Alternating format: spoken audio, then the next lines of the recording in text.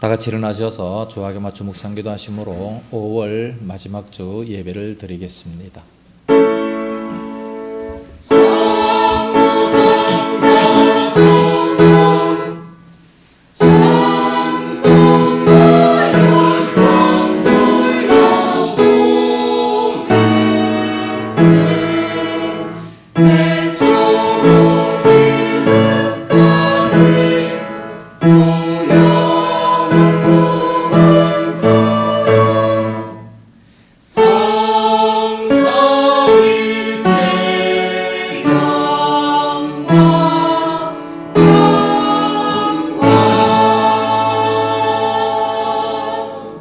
여호와는 내 편이시라. 내가 두려워하지 아니하리니 사람이 내게 어찌할까.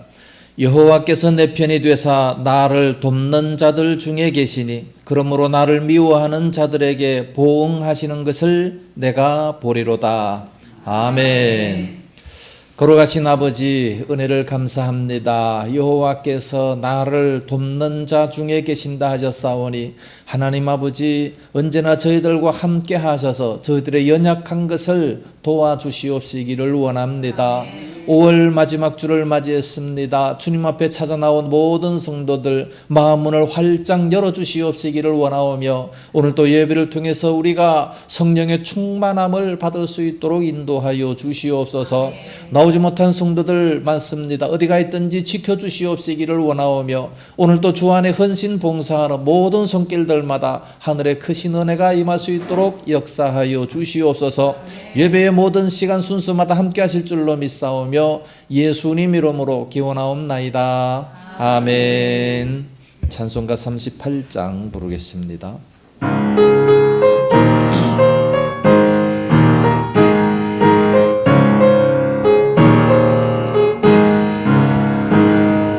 예수 우리 왕이여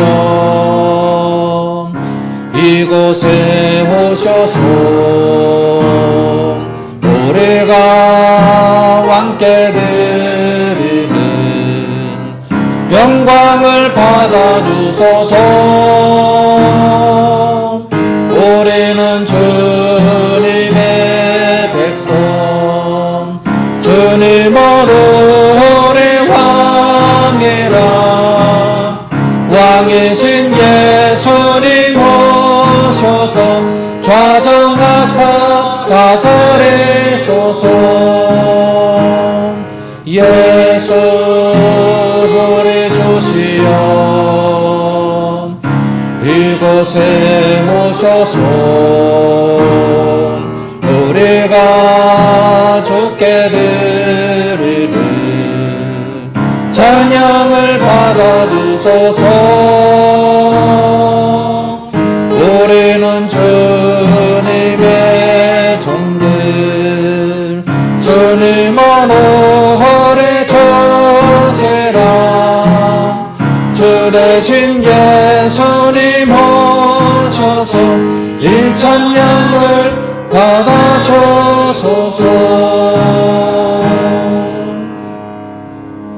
교독문제 33번 시편 72편 말씀을 교독하겠습니다. 하나님이여 주의 판단력을 왕에게 주시고 주의 공의를 왕의 아들에게 주소서.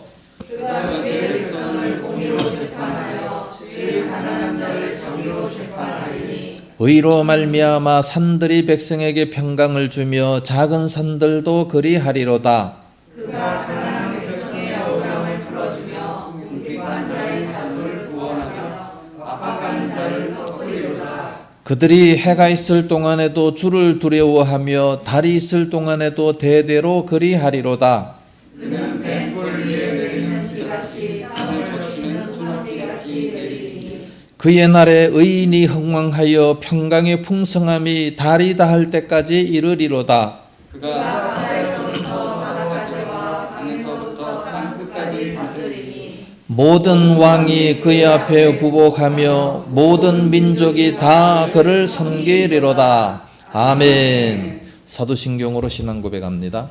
전능하사 천지를 만드신 하나님 아버지를 내가 믿사오며 그 외아들 우리 주 예수 그리스도를 믿사오니 이는 성령으로 잉태하사 동정녀 마리아에게 나시고 본디오 빌라도에게 고난을 받으사 십자가에 못 박혀 죽으시고 장사한 지 사흘 만에 죽은 자 가운데서 다시 살아나시며 하늘에 오르사 전능하신 하나님 우편에 앉아 계시다가 저리로서 산자와 죽은 자를 심판하러 오시리라.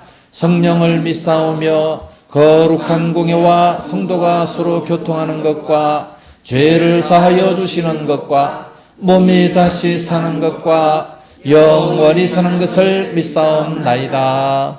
아멘. 자리에 앉으시기 바랍니다. 찬송가 191장 부르겠습니다.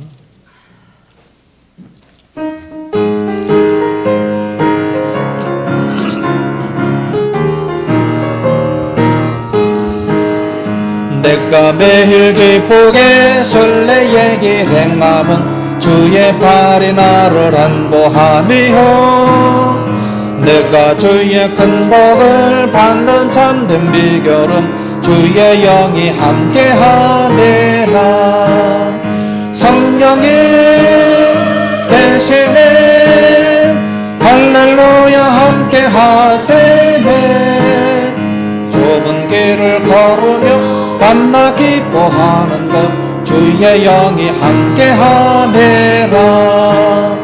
전내 죄에 빠져서 편안함이 없을 때 예수 십자가의 공로 힘입어 떠발 아래 엎드려 참된 평화 얻음은 주의 영이 함께함이라. 아멘. 성령이 대신에 할렐루야 함께하세매. 좁은 길을 걸으며 밤낮 기뻐하는 것 주의 영이 함께함이라. 나와 동행하시고 모든 염려하시니 나는 숲의 새와 같이 기쁘다. 내가 기쁜 마음으로 주의 뜻을 행함은 주의 영이 함께함이라. 성령이 대신에 할렐루야 함께하시네. 좁은 길을 걸으며 밤낮 기뻐하는 것 주의 영이 함께하네라. 세상 모든 욕망과 나의 모든 정욕은 십자가의 힘이 못을 막았네. 어두운 밤이 지나고 무거운 짐 벗으니 주의 영이 함께하네라. 성령이 계시네. 할렐루야 함께하시네. 좁은 길을 걸으며 밤낮 기뻐하는 것 주의 영이 함께하네라.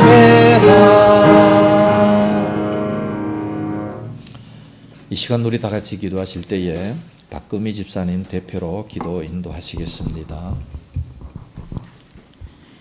온 천지 만물을 말씀으로 창조하시고 주님의 거룩하심과 존귀하신 손길을 인하여 만 백성이 주님 앞에 경배와 찬양을 올려드리옵니다.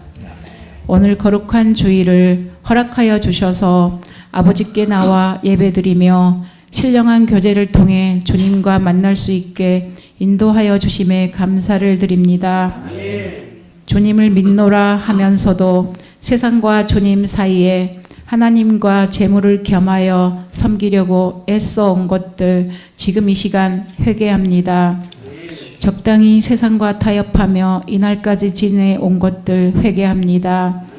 주님의 말씀을 듣게 하시고 주님께서 하시는 일들을 보게 하여 주사 주님의 깊은 사랑하심을 알게 하여 주시옵소서. 힘들고 어려울 때 은혜 주심으로 하루하루 살아갈 힘을 주시는 하나님 아버지, 5월 한 달 동안도 저희를 지켜주셔서 감사합니다. 많은 걸 느끼고 배우고 오늘 마지막 주 예배로 하나님께 나아가게 하심을 감사합니다. 우리 속사람을 능력으로 강건하게 하시고 믿음으로 그리스도께서 우리 마음에 살아 역사하기를 기도합니다. 주님께서 맡겨주신 일들을 성령 충만한 가운데 기쁨으로 감당하게 하여 주시옵소서. 우리 교회를 통해 이루고자 하시는 하나님의 뜻을 마음껏 이루시기를 원합니다. 단위에 세우신 선한 목사님께 크신 능력 주시고 말씀을 전하실 때 성령의 능력을 더하여 주셔서 위로와 회복의 시간이 되게 하여 주시옵소서. 이 시간 저희 성도들이 귀가 열려 말씀을 깨닫게 하시고 행동으로 변화되는 삶을 살게 하시옵소서. 우리를 사랑하시는 예수 그리스도 이름으로 기도드립니다. 아멘.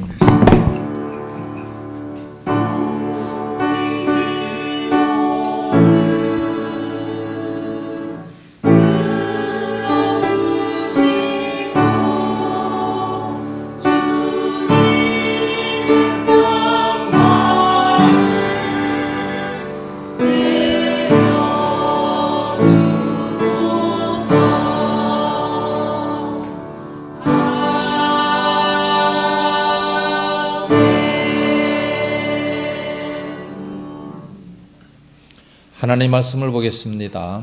구약 성경 요엘서 제2장 28절에서 30절 말씀 우리 서로 한 절씩 교독을 하겠습니다. 28절입니다. 그 후에 내가 내 영을 만민에게 부어주리니 너희 자녀들이 장래일을 말할 것이며 너희 늙은이는 꿈을 꾸며 너희 젊은이는 이상을 볼 것이며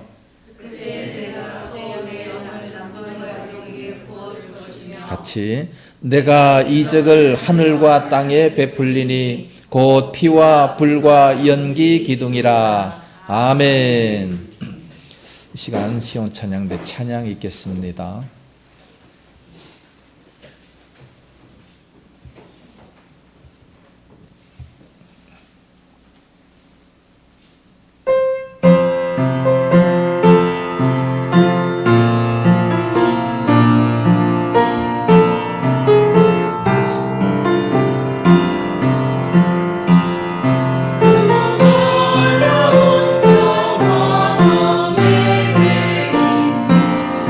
이 세상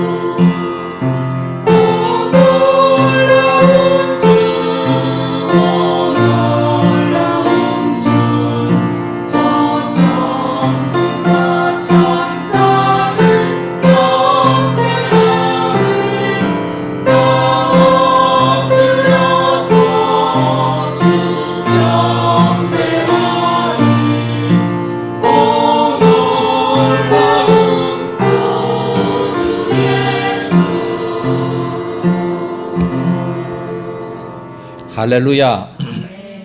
기도하겠습니다. 거룩하신 아버지 은혜를 감사합니다. 오 놀라운 그 주님을 찬양했습니다. 참으로 주님의 그 놀라운 솜씨, 그 주님의 놀라운 섭리 찬양하지 아니할 수가 없나이다. 우리가 주님 오시는 그날까지 날마다 주님을 찬송하게 하여 주시옵소서. 우리 성가대원들 붙들어 주시옵시며 지휘자 반주자 늘 사로잡아 주셔서 우리 성가들을 통해 큰 영광을 받아 주시옵시고 큰 은혜가 임할 수 있도록 인도하여 주시옵소서. 참으로 일평생 주님만 찬송하는 아름다운 성가대 되게 하여 주시옵소서. 귀한 시간 말씀 듣고자 합니다. 듣는 것마다 깨달음이 임하게 하여 주시옵소서. 한마디 들을 때 10마디를 깨달아 하는 지혜도 허락하여 주시옵소서. 귀한 시간 순서마다 함께 하실 줄로 믿사오며 예수님 이름으로 기도드리옵나이다. 아멘. 할렐루야. 어떤 귀신 들린 사람이 공동묘지에서 옷도 입지 아니하고 짐승처럼 이상한 소리를 지르면서 자기 몸을 자해하고 있던 이런 사람이 갑자기 예수님을 믿고 그가 변화가 돼서 마음이 온화하게 되고 깔끔한 옷을 입고 점잖게 웃음을 웃으며 좋은 대화를 기쁘게 나누고 있다면 얼마나 놀라겠습니까? 어떻게 사람이 그렇게 변할 수 있습니까? 어제까지 사람이 그렇게 성질내고 얼굴이 막 불그락푸르락 하다가 어느 날 갑자기 완전히 싹 변화돼서 온화한 모습으로 복음을 전하는 사람이 있다면 얼마나 놀라운 일이 되겠습니까? 성경에는 이런 사람들의 이야기가 대단히 많이 있습니다. 신기하게도 예수님을 믿고 나면 그 사람의 그 모든 성품이 변하고 마음이 변하고 생각이 변화가 돼서 참으로 어제의 모습이 아닌 전혀 새로운 모습으로 참 바뀌어지는 이런 경우들이 대단히 많이 있습니다. 원래 지난주가 성령 강림 주일이었는데 부부의 날 때문에 한 주를 미루게 됐습니다. 성령 강림 주일, 부활절 이후에 50일째 되는 날입니다. 성령 강림 주일. 예수님을 만나는 사람들마다 이 성령의 충만함을 받게 되면 사람이 바뀌지 아니할 수가 없는 겁니다. 그냥 단지 예수님만 믿고 있다고 해서 그냥 바뀌냐? 그게 아니라 성령의 충만함을 받아야 그래야 사람이 변화가 될 수가 있다는 말씀입니다. 그냥 저절로 변화되는 것이 아니죠. 그래서 예수님을 만난 사람들, 성령의 충만함을 받은 사람들 다 변화가 됩니다. 요한복음 4장에 보면 사마리아 여인이 나옵니다. 이 여인은 남편이 5이나 있었지만 만족함이 없었고 사람 만나기를 싫어했어요. 대낮에 햇빛이 쨍쨍 비치는 그 대낮에 우물가로 나오는 사람 아니겠습니까? 그런데 예수님을 만나고 성령의 충만함을 받더니 물동이를 버려두고 동네로 뛰어들어가서 사람들을 만납니다. 내가 메시아를 만났다. 얼마나 그 마음이 기쁘면 그러하겠습니까? 누가복음 19장에 보면 삭개오가 나옵니다. 날마다 재물을 착취했던 그였는데 예수님을 만나고 난 이후에 내 재산의 절반을 가난한 자들에게 나누어 주겠으며 만일 누구의 물건을 토식한 것이 있다면 4배로 갚겠습니다. 어찌 이럴 수가 있겠습니까? 어떻게 이렇게 변할 수가 있겠습니까? 7 귀신이 들렸던 막달라 마리아, 그도 완전히 변화가 되지 않았습니까? 제자들 역시 모두가 다 변화가 됐습니다. 정말 무식했던 베드로였지만 하나님의 지혜를 받아서 강하고 담대하게 말씀을 외치는 그런 모습을 보게 됩니다. 우리가 성령의 충만함을 받으면 그와 같이 하나님 앞에 아름답게 쓰임을 받을 수가 있습니다. 오늘 요엘서 본문을 보면 요엘서 이 당시에 많은 사람들이 범죄를 했기 때문에 하나님의 심판의 경고가 임하게 됩니다. 특히 1장에서부터 보면 메뚜기 재앙부터 시작이 됩니다. 메뚜기 재앙이 나타나서 모든 곡물과 곡식과 나무들을 전부 다 갉아먹을 것이다. 우리나라에 이 메뚜기가 찾아왔다면 아마 다 잡아가지고 맛있는 음식으로 비싸게 팔릴 겁니다. 제가 어렸을 때만 해도 메뚜기가 굉장히 많았어요. 배고프면 논에 가서 메뚜기를 잡아다가 밥 반찬으로 이렇게 만들어 먹었던 그런 적이 상당히 많이 있었습니다. 지금도 중동 지방에 가면 메뚜기 떼들이 몰려오면 그와 같이 모든 곡식들을 완전히 다 갉아 먹는다고 합니다. 이 큰 재앙이에요. 요엘은 바로 이 하나님의 백성들에게 이와 같이 메뚜기 재앙은 하나님의 심판으로 오게 될 것이다. 하나님의 심판으로 메뚜기 재앙뿐만 아니라 하나님의 크고 두려운 날이 올 것이다. 진노의 날이 올 것이다 라고 말씀합니다. 그날은 어둡고 캄캄하고 빽빽한 구름이 끼인 날로 아주 혹독한 심판을 경고하고 있습니다. 이런 심판이 오기 전에 하나님 앞에 나와서 금식을 선포하고 그리고 이와 같이 성회로 모이라고 권면을 하게 됩니다. 그래서 요엘은 이 하나님의 공의를 말씀함과 동시에 하나님의 큰 이 사랑을 더 예언을 합니다. 너희들이 이렇게 범죄했을지라도 회개하고 돌아오면 그 하나님의 마음은 뜨거우시기 때문에 얼마든지 용서해 주시고 모든 것들이 전부 다 회복될 것을 말씀합니다. 땅도 회복되고 경제도 회복되고 저렇게 외적들이 쳐들어왔지만 하나님께서 다 물리쳐 주실 것이다 라는 것을 말씀합니다. 그런 말씀을 전제하여서 이제 오늘 본문의 요엘서 2장 28절 이하 쭉 보면 하나님께서 마지막 날에 그 후에 성령을 보낼 것인데 이 성령을 받게 되면 이 성령은 누가 받느냐? 남녀노소 불구하고 빈부 귀천을 불구하고 어린이나 또 젊은이나 노인들까지 다 받게 된다는 것을 말씀합니다. 그것을 받으면 완전히 새롭게 될 것을 말씀합니다. 이것이 언제 이루어집니까? 사도행전 2장에 그 예언이 다 성취가 됩니다. 그래서 이 성령을 받기 전까지 그 모든 제자들 3년 동안 예수님을 따라다녔지만 변화가 못 됐잖아요. 변화가 못 되고 예수님이 어려워지니까 다 도망가 버리고 말았어요. 그러나 이 성령의 충만함을 받았던 그 모든 제자들 얼마나 변화가 됐습니까? 놀랍도록 변화가 되지 않습니까? 이와 같이 우리는 성령의 충만함을 받아야 돼요. 사도행전 2장에 보니까 오순절 날이 이르니 그때 어떻게 됐습니까? 급하고 강한 바람 같은 소리가 막 그 다락방에 가득했고 각 사람은 그 불의 혀같이 갈라지는 그 성령이 각 사람 위에 있었다 말씀합니다. 그 결과 모든 사람들이 막 담대한 심령을 얻고 모두가 다 방언을 말했다 말씀합니다. 그러면서 그들이 다 변화가 됐어요. 하나님의 큰 능력을 덧입었습니다. 담대하게 나가서 복음을 전거합니다. 그 결과 교회는 놀랍도록 부흥이 되고 하루에 막 3,000명씩 5,000명씩 회개하는 그런 역사가 나타나게 됐습니다. 무엇보다도 그렇게 두렵고 떨었던 제자들이 강하고 담대한 그런 마음이 되셨습니다. 하나님의 지혜를 얻어서 말을 하게 됐죠. 그러니까 관원들까지도 그들의 말에 도무지 이렇게 대답을 할 수가 없었습니다. 이것은 사람의 힘으로 할 수 없는 그런 놀라운 일들이 일어나게 된 겁니다. 그래서 이 날을 기념하는 날이 바로 성령 강림절입니다. 2000년 전에 있었던 그 놀라운 역사가 오늘날 우리 주의 교회에도 충만히 일어날 수 있기를 예수님 이름으로 축복합니다. 이 성령이 임하면 어떻게 되느냐? 성령에 대한 대표적인 예로 헬라 원어로 본다면 파라클레토라는 얘기인데 이것은 협조자, 변호자, 위로자라는 뜻입니다. 성령이 임하면 우리를 협조해 주시고 우리를 위로해 주시고 도와주신다라는 것을 말씀합니다. 그래서 예수님께서 요한복음 14장에 보면 내 이름으로 보낼 성령 그가 오시면 이 보혜사 성령이 오시면 너희들 옆에서 변호사처럼 협조자처럼 도와줄 것이다 라고 말씀합니다. 뿐만 아니라 예수님께서 말씀하신 그 모든 말씀들이 다 기억나게 해 주시겠다 말씀합니다. 우리가 하나님 앞에 나와서 기도도 제대로 할 줄도 모르는데 기도하는 것까지도 다 도와주신다고 말씀합니다. 로마서 8장에 보면 우리는 뭐를 기도해야 될 줄도 몰라요. 기도할 바를 알지 못하지만 성령님께서 말할 수 없는 탄식으로 우리가 마땅히 해야 할 바를 기도할 수 있도록 그렇게 만들어 주신다 말씀합니다. 사람들이 절망하고 있을 때에 옆에서 누가 조금만 도와줘도 얼마나 힘을 얻을 수 있습니까? 완전히 새로운 일을 할 수가 있습니다. 큰 힘이 되게 됩니다. 이와 같이 성령님께서는 우리를 도와주신다라고 말씀합니다.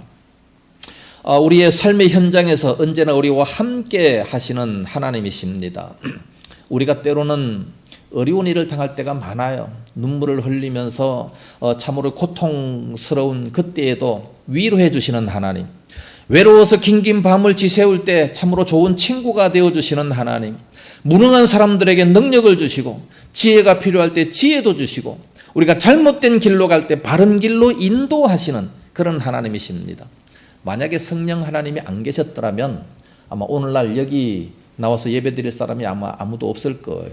다 성령 하나님의 도우심을 받아서 지금 이 자리에 나와 있게 되는 겁니다. 할렐루야. 그래서 우리는 성령의 충만함을 받을 수 있어야 됩니다. 그냥 보통 기본 성령만 받아서 만족해서는 안 된다는 거예요.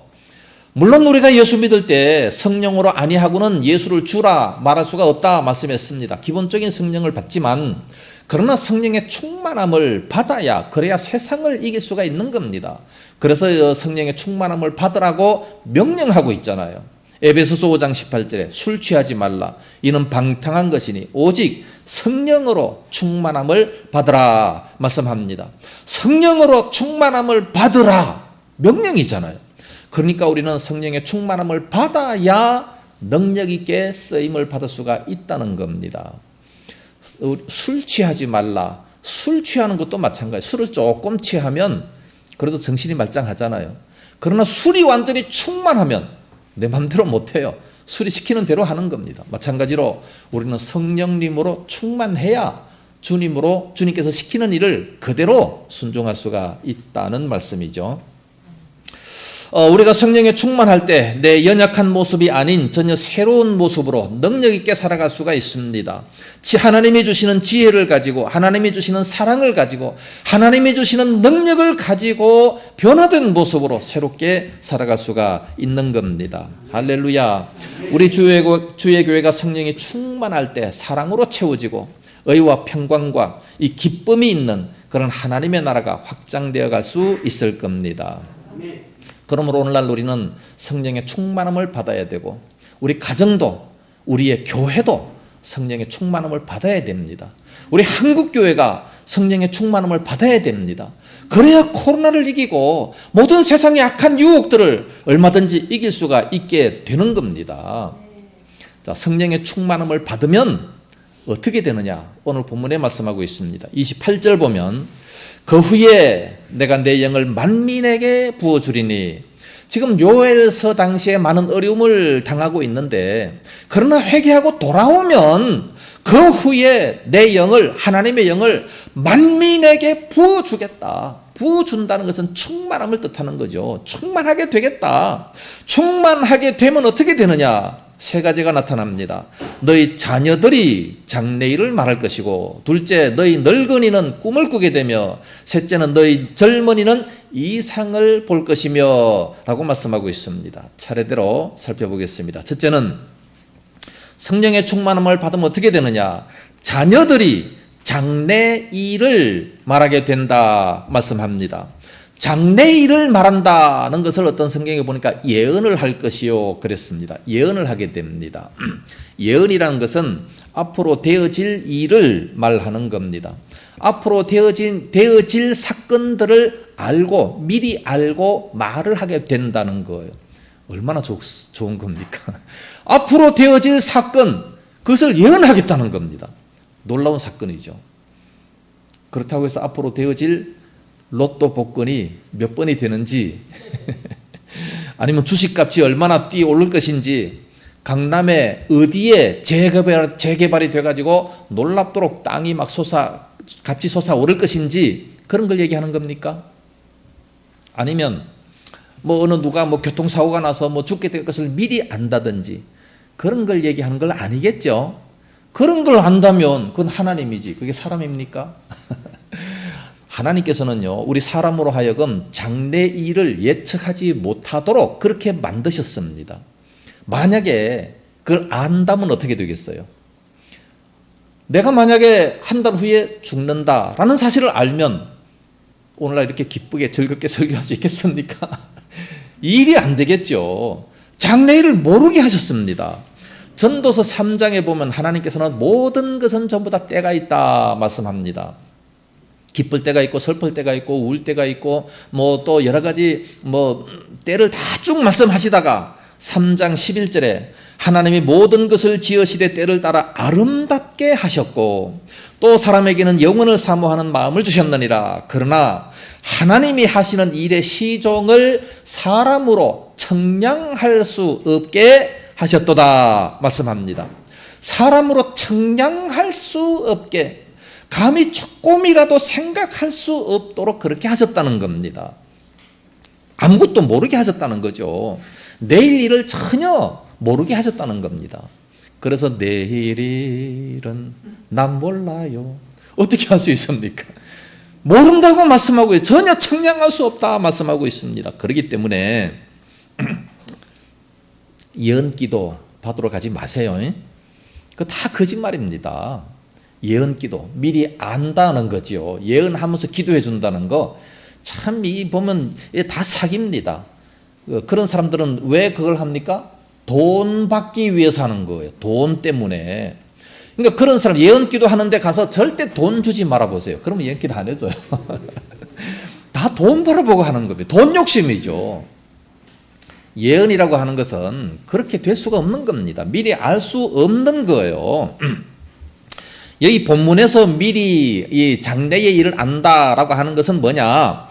하나님의 뜻을 아는 겁니다.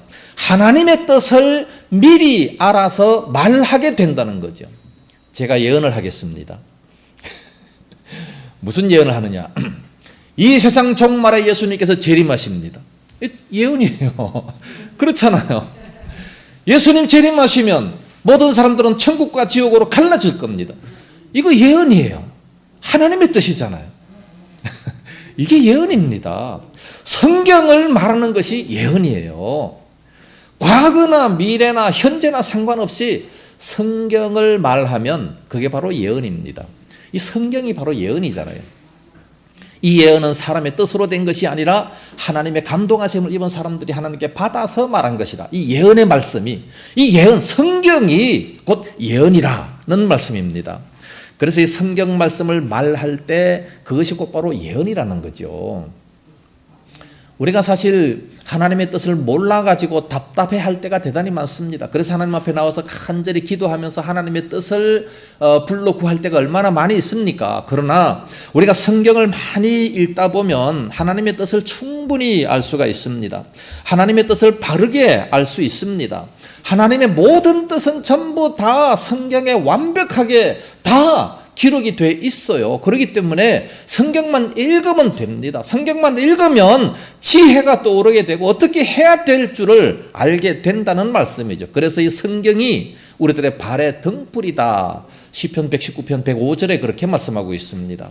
깜깜한 세상에 이 불이 하나도 없으면, 후라시가 없으면 어디가 길인지 아무것도 몰라요. 그러나 성경 말씀이 이 깜깜한 인생의 등불이 돼서 어디로 어떻게 살아가야 될 것을 밝히 말해준다라고 말씀하고 있습니다.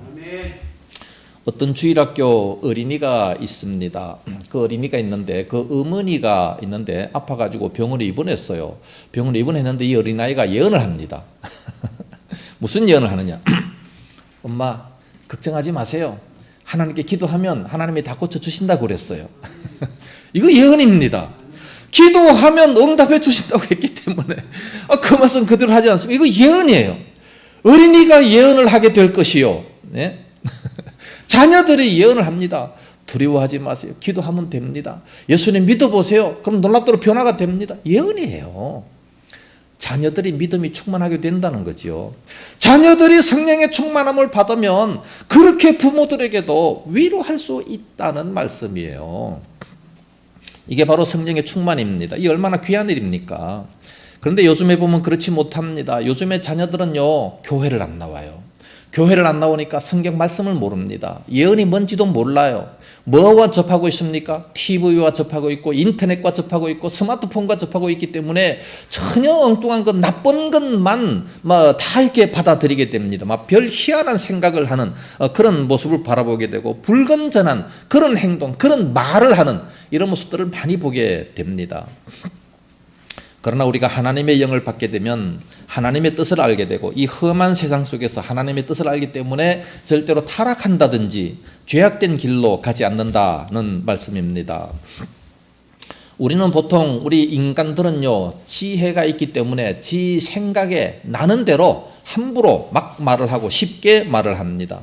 그러나 우리가 생각하고 말하는 것이 대단히 중요하다는 것을 알아야 됩니다. 이 장래의 일을 말할 것이다. 정말로서 예언을 말할 것이다. 성경 말씀을 말을 해야 되는데 그렇지를 못하고 세상에 추잡한 잘못된 말을 대단히 많이 한다는 겁니다. 그래서 이 말을 잘못함에 따라서 그 자기가 한 말에 엮이게 된다는 거죠. 묶여버리게 된다는 겁니다. 구속을 시키게 됩니다. 그래서 잠언서 6장 2절 보면 내 입의 말로 네가 얽혔으며 내 입의 말로 인하여 잡히게 되었느니라. 말을 함부로 해요. 내가 내일 밥 살게. 함부로 말을 했어요. 그러니까 안 하면 구속이 되는 거예요. 그게 얽혀버린 겁니다. 잠언서 13장 3절에 보면 입을 지키는 자는 자기의 생명을 보존하나 입술을 크게 벌리는 자는 멸망이 오느니라. 되지도 못할 그런 함부로 입을 벌려서 말을 하게 되면 멸망이 찾아온다 말씀합니다. 또 잠언서 18장 21절에 죽고 사는 것이 혀의 힘에 달렸나니 혀를 쓰기 좋아하는 자는 혀의 열매를 먹으리라 말씀했습니다. 요즘 우리 어린아이들이 너무 이 세상 문화에 접해가지고 나쁜 언어들을 많이 배우고 말을 함부로 막 하게 되는 그런 모습을 보게 됩니다. 우리들은 말을 다스릴 줄 알아야 돼요. 성령에 충만하니까 초대교회가 어떻게 됐습니까? 성령이 말하게 하심을 따라 말을 했다라고 말합니다. 성령이 말하게 하심을 따라 말을 하는 정말 경건하고 좋은 말을 하고 이 성령의 말을 하는 이런 모습이 되어야지 엉뚱한 말을 하면 안 되는 겁니다. 그래서 너희 자녀들이 장래의 일을 말한다. 어떻게 하면 성령의 충만함을 받으면 내가 내 영을 만민에게 부어주리니 하나님의 영을 모든 사람들에게 부어주면 자녀들이 그렇게 말을 장래의 일을 예언의 말을 하게 된다 말씀합니다. 이런 은혜가 있기를 예수님 이름으로 축복합니다. 두 번째는 늙은이가 꿈을 꾸게 된다 말씀합니다. 너희 늙은이는 꿈을 꾸며 성경에 보면 꿈꾸는 이야기들이 대단히 많이 나옵니다. 꿈을 꿔서 하나님의 지시를 받게 되지 않습니까? 구약에 나오는 이 요셉도 보면 꿈을 꾸게 돼서 하나님의 지시를 받습니다. 다니엘도 그 꿈을 다 해석을 하는 그런 모습을 보게 됩니다. 예수님의 어머니 마리아도 보면 꿈을 통해서 하나님의 지시를 받는 그런 모습을 보게 돼요. 그래서 요즘에도 보면 이 꿈을 해석하려고 하고 꿈을 꾸면 그게 하나님께서 무슨 주신 계신 줄로 아는 이런 사람들이 대단히 많이 있습니다. 그 잘못된 겁니다. 예수님이 탄생하실 때에 요셉의 꿈에 주의 사자가 현몽에서 말씀했습니다. 마태복음 1장 20절에 다윗의 자손 요셉아 내 아내 마리아 데려오기를 무서워하지 말라. 그에게 잉태된 자는 성령으로 된 것이라고 일러줬기 때문에 그러므로 이 요셉의 오해가 풀려서 마리아를 데리고 왔다 말씀합니다. 또한 동방박사들도 예수님이 나신 곳에 별을 따라왔다가 돌아가면서 헤롯 왕에게 가려고 할 때에 꿈을 통해서 그들은 꿈에 헤롯에게로 돌아가지 말라 지시하심을 받아 다른 길로 고국에 돌아가니라 말씀했습니다. 그것뿐만 아니라 헤롯 왕이 아기 예수를 죽이려고 찾아갈 때도 하나님이 요셉에게 꿈으로 지시하셨습니다. 마태복음 2장 13절에 주의 사자가 요셉에게 현몽하여 이르되 헤롯이 아기를 찾아 죽이려 하니 일어나 아기와 그의 어머니를 데리고 애굽으로 피하여 내가 네게 이르기까지 거기 있어라 애굽에 있어라 하시니 라고 말씀합니다. 이 하나님의 뜻을 그 당시에는 꿈이라든지 환상을 통해서 주셨습니다. 그래서 우리는 좋은 꿈 꿔야 돼요. 참된 꿈을 꿔야 됩니다. 자, 꿈이 어떻게 해서 우리들에게 생겨나게 되느냐. 심리학적으로 보면 마음이 좀 불안한 사람들이 이 꿈을 꾸게 됩니다. 그리고 뭔가 간절히 바라면 그 꿈을 또 꾸게 되는 거예요. 뭐 태몽이라든지 뭐 이런 것도 꾸게 되는 것은 간절히 바라니까 그것이 꾸게 되어지는 겁니다. 그런데 세상에 가만히 보면 사람들은 세상에 이 헛된 꿈을 많이 꿔요. 헛된 꿈을 꾸다 보니까 그걸 가지고 개꿈이라고도 얘기합니다. 거짓된 꿈에 노예가 돼서 희생물이 됩니다. 세상 사람들 돼지 꿈을 꾸면 어떡합니까? 로또 복권을 사요. 뭐가 될 줄 알고 막 왕창 사다가 하나도 안 되죠. 그뿐만 아니라 용 꿈을 꿨다고 해서 또 막 고수톱을 하러 가지 않습니까? 막 잔뜩 갖다 집어넣고 쫄딱 망하는 이런 사람들도 상당히 많습니다. 꿈 절대로 믿지 마세요. 꿈은 자기의 심리에 따라서 이 꿈이 오게 되는 것이지 그게 무슨 하나님의 계시다 절대 그렇게 생각하면 안 됩니다. 예수님 당시 구약시대 때는 그렇게 됐어요. 왜? 그거 외에 다른 것으로는 하나님의 계시를 줄 수가 없기 때문에 구약시대 때는 환상으로 주시기도 하고 꿈으로 주시기도 하고 그렇게 했지만 이제는 성경이 완성이 됐기 때문에 절대로 꿈을 통해서 주지 않습니다. 환상을 통해서 주지도 않습니다. 만약에 성경이 전혀 없다든지 성경을 아예 모른다든지 그러면 혹시 또 그럴 수도 있어요. 혹시 그럴 수 있겠지만 그러나 성경이 완성된 이후에는 모든 계시가 다 종결이 됐습니다. 그러니까 꿈으로 하나님의 계시를 받으려고 해서는 절대로 안 된다는 얘기입니다. 그러면 여기 보면 늙은이가 꿈을 꾸게 된다라는 것은 꿈이 뭡니까? 비전입니다. 앞을 바라보게 된다 그런 뜻이에요. 이것은 바로 아무 것이나 막 보는 것이 아니고 먼 미래에 대한 계획을 보게 된다는 겁니다. 우리가 나아갈 미래를 바로 바라보려면 이 하나님의 눈이 있어야 되지 않겠습니까? 하나님은 우리의 먼 미래를 다 계획하시는 분이십니다. 먼 미래가 어디입니까? 천국이잖아요. 천국의 꿈을 꿔야 돼요.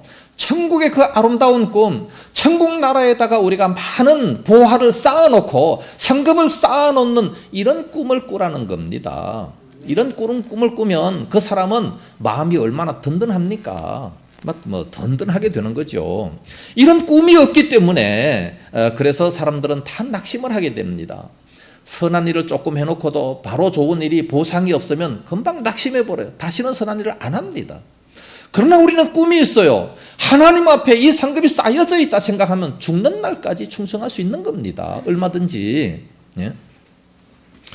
이 새하늘과 새 땅에 이런 꿈을 우리는 가져야 됩니다. 이런 꿈이 없기 때문에 그래서 미래가 없으니까 모든 일에 실망을 해버립니다. 선한 일을 못하는 거예요.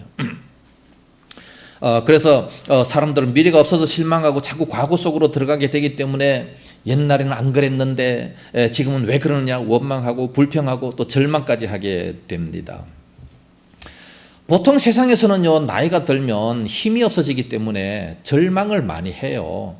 그러나 절망할 필요가 없는 거예요. 모세는 120세가 될 때까지 눈도 흐려지지도 아니하고 기력도 쇠하지 아니했다 말씀합니다. 왜 그렇습니까? 하나님의 나라를 바라보니까 힘이 생기는 거죠. 우리들도 저 천국을 바라본다면 아무리 나이가 들어서 기력이 쇠한다 할지라도 새로운 소망이 솟아나게 되는 겁니다. 그래서 고린도후서 5장에 보면 세월이 지날수록 속사람은 날마다 더 새로워진다 말씀하지 않습니까? 속사람은 날마다 새로워지고 새로운 힘을 더 얻을 수 있게 되는 거예요. 천국 나라를 바라보게 되는 거죠. 그래서 시편 92편 말씀에 보면 이렇게 말씀합니다. 의인은 종려나무같이 번성하며 레바논의 백향목같이 발육하리로다. 여호와의 집에 심겼으며 우리 하나님의 궁정에서 흥왕하리로다. 늙어도 결실하며 진액이 풍족하고 빛이 청청하여 여호와의 정직하심을 나타내리로다. 늙어도 결실한대요. 늙어도 얼마든지 만족하며 기쁨으로 살아갈 수 있는 겁니다. 오늘날 우리들 하나님이 주시는 꿈을 가지고 살아갈 때 나이가 들고 거짓된 것이 없고 아무것도 한 것이 없다 할지라도 낙심하지 않습니다. 자신의 인생 여정을 바라보면서 미래에 주실 상급을 바라보면서 영적인 눈이 열리고 천국의 아름다움을 보는 이런 눈이 있기 때문에 그러므로 말년에 오히려 노래를 부르면서 찬송하며 살아갈 수가 있는 겁니다. 하나님께서 주실 그 영광, 그 상급을 바라보는 꿈이 있을 때 믿음의 심지가 견고해질 수가 있습니다. 할렐루야. 그런 은혜가 있기를 바랍니다. 마지막 세 번째, 젊은이는 이상을 보게 된다 말씀합니다. 너희 젊은이는 이상을 볼 것이며 28절 하반절에 말씀합니다. 여기에 이상이라고 하는 것은 환상, 영어로 말하면 비전입니다. 비전, 꿈, 희망, 환상 계시 이런 뜻이 있습니다. 이 말의 뜻은 바로 성령이 부어지면 젊은이들은 자신을 비추어 주는 비전을 보게 될 것이다 라고 말씀합니다. 비전이라고 하는 것은 뭐 망상이라든지 공상과는 전혀 다른 구별이 되는 말입니다. 여기 나오는 이상은 하나님으로부터 비추어지는 빛이다, 그렇게 볼 수 있습니다. 이 빛이 비추어지면 자기의 위치, 자기의 길을 보게 된다는 거지요. 그래서 창세기 37장에 보면 요셉이 꿈을 꿉니다. 이 비전입니다. 이 이상을 보지 않았습니까? 무슨 이상을 봤습니까? 11별들이 자기에게 절을 합니다. 또 11볕단들이 자기에게 절을 합니다. 이것은 그 형제들이 자기에게 절한다라는 하나님의 비전을 받게 됩니다. 그 하나님의 비전을 받다가 보니까 형들에게 미움을 받아도, 형들에게 괴롭힘을 당해도, 심지어는 애굽의 종살이로 팔려간다 할지라도 낙심하지 않습니다. 그 종살이로 팔려가서 열심히 일했음에도 불구하고 억울하게 누명을 쓰고 감옥에 들어가지 않습니까? 그러나 비전이 있어요. 하나님께서 이렇게 하시겠다는 그 비전을 갖고 있었기 때문에 기다립니다. 하나님 앞에 정직하고 바로 살아갑니다. 내가 하나님 앞에 어떻게 득죄하리요? 죄를 지을 수 있으리요? 보디발의 아내가 그렇게 와서 유혹을 한다 할지라도 하나님 앞에 살아갔던 겁니다. 결과가 어떻게 됐습니까? 애굽의 총리가 됐잖아요. 애굽의 총리가 되는 이 하나님의 비전이 있었습니다. 그 형제들이 다 와서 절을 했어요. 그 말씀 그대로 다 이루어졌단 말입니다. 이와 같이 젊은이들에게는 이 상을 바라보고 그걸 믿게 된다는 거죠. 그러나 이런 비전이 없다면, 만약에 요셉이 이런 비전이 없이 형제들에게 고통을 당한다라고 한번 생각해 보세요. 얼마나 힘들겠습니까? 억울하게 애굽으로 이렇게 종으로 팔려갔어요. 더군다나 누명을 쓰고 감옥 속에 갇혔다 그러면 내 인생은 이제 끝났다, 뭐 더 이상 바라볼 것이 없다, 그냥 자살하는 거지요. 죽어야지, 그 감옥 속에서 고통당하는 것보다 일찌감치 죽어버리겠다, 아마 그렇게 생각했을는지도 모르는 겁니다. 그래서 성경에서는 자기의 위치를 벗어난 행위를 할 때에 그것을 가지고 타락이다, 그렇게 얘기합니다. 비전이 없으니까 젊은이들이 타락을 하게 되는 겁니다. 이스라엘이 영적으로 가장 어둡고 타락했을 때가 엘리 제사장 때입니다. 왜 엘리 제사장 때냐? 그때는 하나님의 말씀이 없었기 때문이다 말씀합니다. 사무엘상 3장 1절에 보면 아이 사무엘이 엘리 앞에서 여호와를 섬길 때에는 여호와의 말씀이 희귀하여 이상이 흔히 보이지 않았더라 말씀합니다. 여호와의 말씀이 희귀해서 이상이 보이지 않았다, 환상이 보이지 않았다, 계시가 없었다는 거지요. 이 이상이 바로 계시, 비전입니다. 비전이 없기 때문에 타락하는 거죠. 그래서 멍들어가는 겁니다. 그래서 엘리 제사장과 그 모든 자녀들도 다 타락을 해서 죽게 되지 않습니까? 이스라엘이 이렇게 가장 어둡고 타락했던 겁니다. 이 젊은이들이 나라를 이끌어가는 기둥이 되는데, 젊은이들이 바로 선다면 나라가 건강할 수가 있습니다. 젊은이들이 바로 서지 못하면 나라가 참으로 위태롭습니다. 그런데 오늘날 이 젊은이들 한번 보세요. 대학가들 한번 보세요. 대학가에 보면 왜 너무 술집이 그렇게 많고 게임방, 호프집, 노래방, 모텔들이 왜 그렇게 많습니까? 젊은 남녀가 모여가지고 그냥 학업이 끝나면 술집에 가서 막 술이나 잔뜩 먹고, 술 먹으면 자동적으로 가는 곳이 또 모텔입니다. 이렇게 해서 타락하는 곳들이 얼마나 많습니까? 학생들이 있는 곳에 건전한 장소나 이 모임보다 이 향락 문화가 주름 잡고 있는 이런 모습을 보게 됩니다. 제가 청년 때에 이대 앞에 살았잖아요. 그 이대 앞에 가면 이화여자대학 그 입구에는 정말로 좋은 서점이나 건전한 문화가 있는 것이 아니고 옷가게가 엄청나게 많고, 또 미용센터라든지 성형외과 등 외모에만 치중하는 이런 주변 환경을 바라보게 됩니다. 주변이 그만큼 타락하고 허영심을 부추기는 그런 온상이 되어버리고 마는 겁니다. 이런 것을 볼 때 어떻게 참으로 비전이 있겠습니까? 대학생들은 배울 학자잖아요. 큰 것을 배운다, 그럼 좀 많은 것을 배워야 되는데, 좋은 학문을 배워야 되는데 그렇지를 못하고 세상 쾌락을 배우는 겁니다. 이 세상 악한 것을 배우게 됩니다. 그래서 참 이 비전이 없는 것을 볼 때에 모 여자대학교 교수들이 이대로 더 이상 방치해서는 안 된다, 그래서 직접 거리로 나와가지고 대학교 입구 환경 청결에 나서는 이런 모습도 있었던 것을 보게 됩니다. 오늘날 우리가 아무리 지식이 풍부하고 재주와 기술이 있으면 뭐합니까? 청년 때에 자기의 일을 제대로 알고 자기의 할 일을 깨닫는 이것이 참으로 중요합니다. 잠언서 29장 18절에 묵시가 없으면 백성이 방자히 행하거니와 율법을 지키는 자는 복이 있느니라 그랬습니다. 비전이 없으면 망한다 말씀하고 있습니다. 특히 젊은이들에게 비전이 없으면 그 나라와 민족은 망할 수밖에 없는 거지요. 비전을 가져야 됩니다. 확실한 하나님이 주시는 그 비전을 가지고 그것을 가지고 나아갈 수 있는 이런 젊은이가 돼야 되지요. 우리 둘째 주위가요, 초등학교 때부터 플루트를 시작했습니다.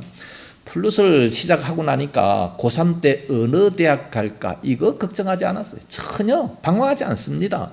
비전이 너무나도 확실하기 때문에 이 플룻을 통해서 세계 무대에 가서 하나님께 영광을 돌리겠다는 이런 확실한 비전이 있기 때문에 방황하지 않습니다. 그런데 아무리 그런 비전이 있어도 중간에 연습하려면 하루에 6시간씩 연습해 얼마나 힘들겠습니까? 너무 힘들어서 때로는 꾀를 부리고 낙심할 때가 많이 있어요. 그럴 때마다 레슨 선생님은요, 유명한 공연장에 데려가서 공연을 보여줍니다. 그 공연을 딱 바라보고 있던 아이는 막 힘이 나, 나도 저렇게 해야 되겠다, 막 용기가 생기는 겁니다. 그리고 또 콩쿠르를 내보내면 연습을 해야 되잖아요. 콩쿠르를 내보냈는데도 꼭 시시한 데 보내가지고 막 높은 정말 막 유명한 그런 게 아니라 좀 시시한 데 보내가지고 꼭 등수에 들도록 최하 2등 이하 들도록, 그래서 1등이나 뭐 대상을 얻게 되면 정말 신바람 나지 않습니까? 그러면 또 가서 막 열심히 10시간 동안 막 연습을 해요. 이렇게 비전이 있으니까 그렇게 열심히 연습해서 지금은 세계 무대에 서지 않습니까? 네?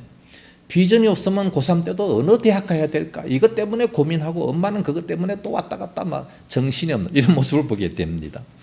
성령이 임하게 되면 젊은이들은 이상을 보기 때문에 자기의 일에 절대로 이탈을 하지 않습니다. 자기의 위치를 알기 때문에 방황하지 않고 타락하지 않습니다. 자기 일에 열심을 내는 그런 모습을 보게 됩니다. 그래서 성령이 임하면 이상을 보며 마땅히 가야 할 길을 가게 된다는 말씀입니다. 할렐루야. 결론적으로 말씀을 드립니다. 우리 모두는 성령의 충만함을 받아야 됩니다. 우리 그리스도인들로 마땅히 해야 될 하나님의 명령입니다. 하나님의 말씀을 주야로 열심히 묵상하고 끊임없이 기도하고 신령과 진정으로 예배를 드리기에 힘쓰므로 말미암아 자녀들은 예언의 말을 하고 또 늙은이는 꿈을 꾸고 뿐만 아니라 젊은이들은 이상을 보는 이런 교회, 이런 한국 교회가 되면 얼마나 좋겠습니까? 예언과 꿈과 이상이 있는 이런 우리 주의 교회와 온 한국 성도들이 다 될 수 있기를 예수님 이름으로 축복합니다. 기도하겠습니다. 걸어가신 우리 아버지, 은혜를 감사합니다. 성령 강림 주일을 맞이하면서 참으로 우리 모두가 다 성령의 충만함을 받아야 될 것을 믿습니다. 오직 성령의 충만함을 받으라고 말씀하셨나이다.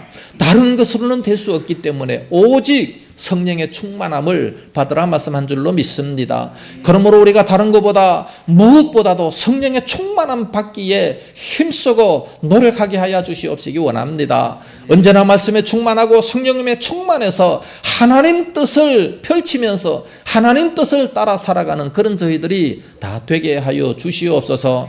걸어가신 아버지, 그래서 자녀들은 장래의 일을 말하고 늙은이들은 꿈을 꾸고 또한 젊은이들은 비전을 바라볼 수 있는, 그래서 담대하게 자기의 길을 가는 이러한 역사가 있게 하여 주시옵소서. 우리 주의 교회와 우리 한국 교회를 붙들어 주시옵시고 이와 같은 성령의 충만한 역사가 나타나게 하여 주시옵소서. 믿사옵고 예수님 이름으로 기도드리옵나이다. 아멘. 찬송가 192장 부르시면서 준비하신 헌물을 하나님께 드리겠습니다.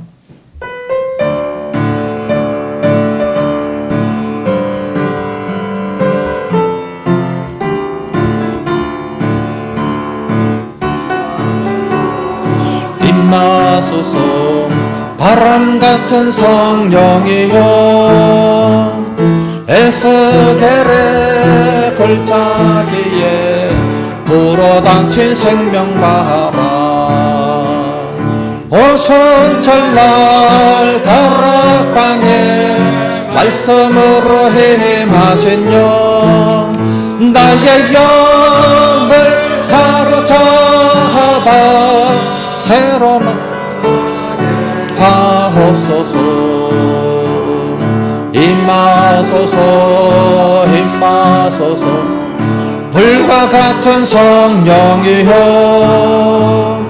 불의 혀로 임하셔서 진리하게 하시옵고 불세례를 베푸시어 죄의 뿌리 소멸하사 거룩하고 깨끗하게 변화시켜 주옵소서. 임하소서 임하소서. 생수 같은 성령이여 거친 들에 샘이 솟고 사막에는 강 흐르고 생수 같은 주의 성령 폭포같이 부어주사 내 속에서 생명수가 흘러나게 하옵소서. 임하소서 임하소서. 기름 같은 성령이여 은혜로서 치료하고 사랑으로 싸매시고 나의 영광 나의 삶이 강건하게 보존받아 어두운 세상 밝히 나아가 들림받게 하옵소서. 11조 예물, 감사 예물, 꽃꽂이 예물, 선교 건축 주정 헌금을 드렸습니다. 기도하겠습니다. 거룩하신 우리 아버지, 은혜를 참으로 감사합니다.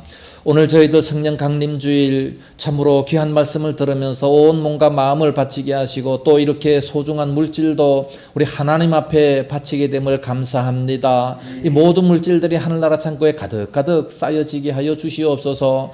저들 이 땅 살아가면서 필요할 때마다 넘치도록 채워주시옵기를 간절히 원합니다.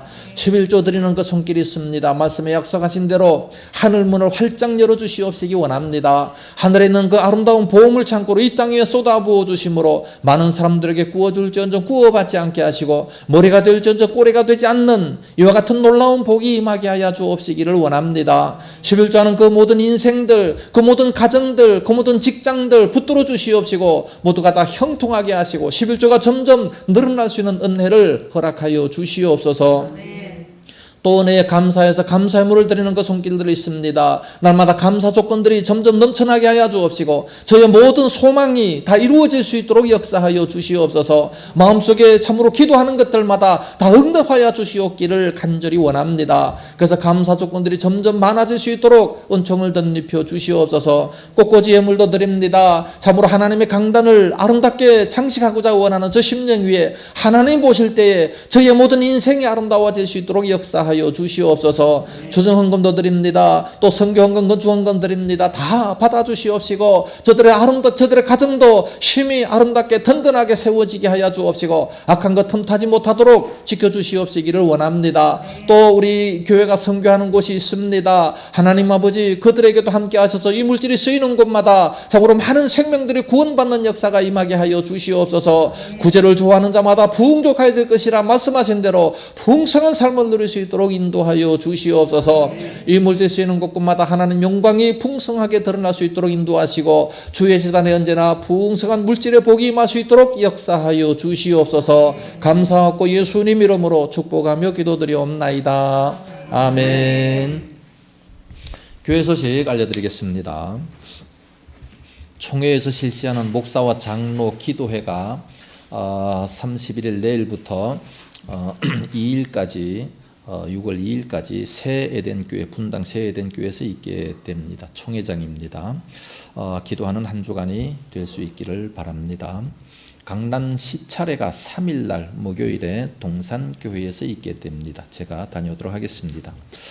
우리 주의 교회 예배가 이제 유튜브 방송으로 실시간 방송이 됩니다. 주변에도 많이 알려주시고 또 혹시나 교회 못 오실 때에는 유튜브에서 문정동 주의 교회를 치면 11시 주일날 11시에 실시간으로 방송이 되기 때문에 그 방송으로 꼭 예배를 들어주시기를 바랍니다. 그러나 무엇보다도 모이는 곳에 역사가 나타나기 때문에 모이기에 생명을 걸어야 됩니다. 오순절 날에 다 같이 모였더니 그런 역사가 나타났다. 사도행전 2장 1절에 말씀하고 있습니다. 모이면 훨씬 더 큰 역사가 나타날 줄로 믿습니다. 코로나 백신도 이제 자원에서 모두가 다 맞으시기를 바랍니다. 그래서 이제 올여름에는 코로나로부터 해방되고 마스크도 벗고 마음껏 찬송도 하고 기도도 하고 모이고 또 전도도 할 수 있는 그런 은혜가 있기를 간절히 원합니다. 이제 서로서로 인사하시기 바랍니다. 앞뒤 옆자리 인사하시고 안녕하세요. 우리 교회 참 잘 오셨습니다. 한 주간도 복 받으세요. 오래간만에 오셨습니다. 감사합니다. 이제 다 같이 예배 마친 후에도 식사는 못하지만 커피라도 마시면서 교제하시고 돌아가시기를 바라겠습니다. 다 같이 일어나셔서 주기도송 부르고 축도함으로 예배를 마치도록 하겠습니다.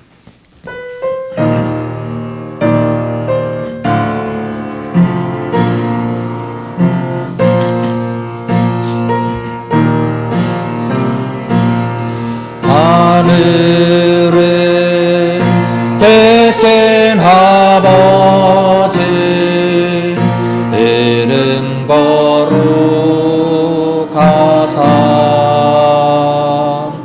주님 나라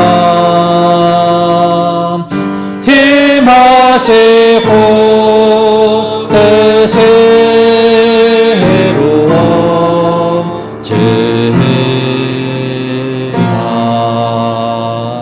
일용할 양식 주시고 우리들의 큰 죄 다 용서하옵시고 또 시험에 들게 마시고 악에서 구원하소서. 대개 주의 나라 주의 권세 주의 영광 영원히